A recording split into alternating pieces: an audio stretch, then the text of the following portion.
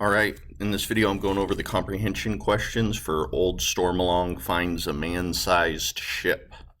Number 1, find an example of hyperbole. How does hyperbole add humor to the story? So right there on page 598 in that first paragraph, the author uses hyperbole to kind of describe Old Stormalong and how big he is. Including that sentence where it says he picked his teeth with an 18-foot oar. That's an example of hyperbole. Hyperbole is like an exaggeration, and it can be used to create humorous images, okay? So it's kind of like, oh, okay, yeah, you can just imagine, him picking his teeth with this huge 18-foot oar, or eating shark for dinner. These are all examples of hyperbole, and it's designed to try to make the story kind of more humorous, or exaggerate how big he really is.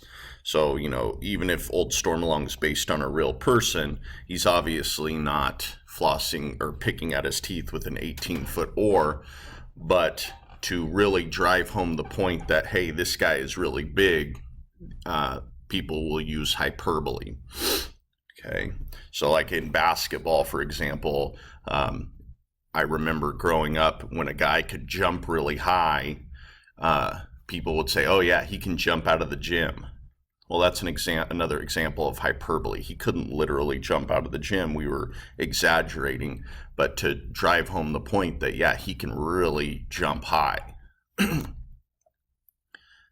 All right, number 2, in what ways is Stormy a typical tall tale hero? Find examples in the text to support your answer.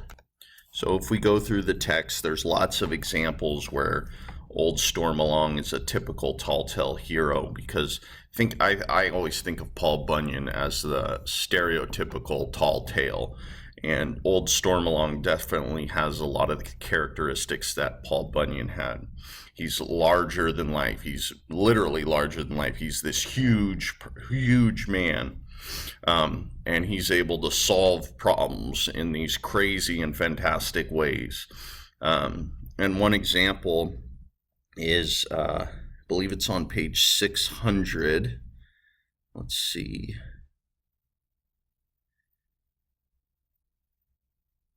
Yeah, on page 600, it's the third paragraph down, where it talks about Old Stormalong taking the wheel of that giant ship, and he can steer that ship all by himself. But in the story, it says it took 32 regular men to do it. So they're basically saying, yeah, he has the strength of 32 men. So that's an example of giving tall tale characteristics to a character. All right, number 3, what details would you add to exploring the Titanic to make it a tall tale?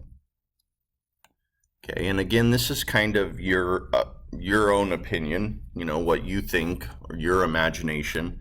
But an example would be if the explorers dove into the ocean and went down with no scuba gear or robots and explored the Titanic by themselves, just by swimming. You could say, oh, he was such a great explorer, he could hold his breath for 4 hours underwater, and he swam to the bottom of the ocean and brought back all these things from the Titanic. That would be adding some tall tale elements to the story exploring the Titanic, where they solve their problems instead of with technology. They're just so incredible. These explorers are so incredible. They can dive underwater, swim 2 miles deep into the ocean, handle all that water, all that pressure coming down on them, and still come back up with things they found from the Titanic. So that would be one example of how you could add details to exploring the Titanic to change it from this informational text to a tall tale.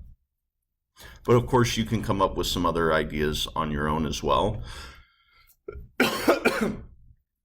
All right, that's it. Go ahead and continue on in your practice book page 307.